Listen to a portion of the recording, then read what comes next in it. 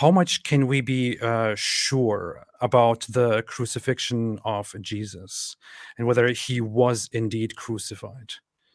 Right. I know in Islam the teaching is that he was not actually crucified. I think on a historical basis, Jesus was absolutely crucified. I think that there is, as a historian, there's almost no doubt about that. And in case your audience doesn't know, I don't identify as a Christian. I mean, I was raised a Christian, but I'm an atheist now. I don't have a particular stake in any of this information personally. But I think the crucifixion of Jesus is probably one of the best attested events of his life.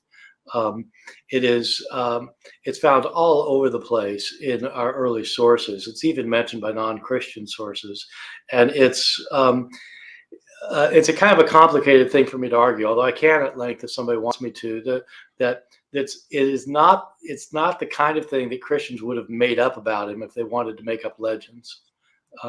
If they wanted to make up something about Jesus, it wouldn't be that he got killed by the enemy, tortured to death.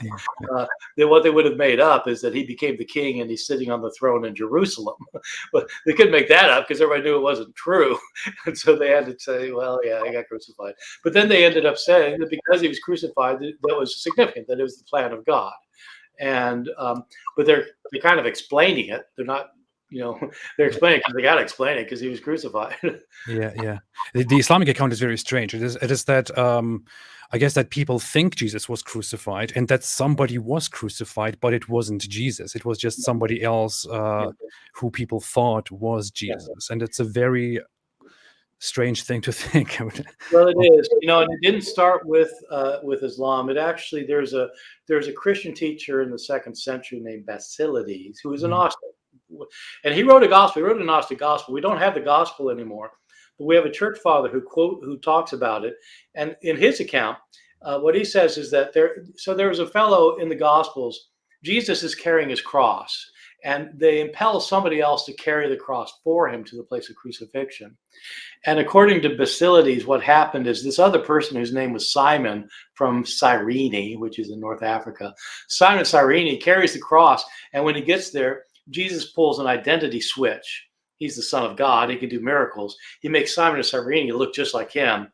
And then he looks just like Simon of Cyrene.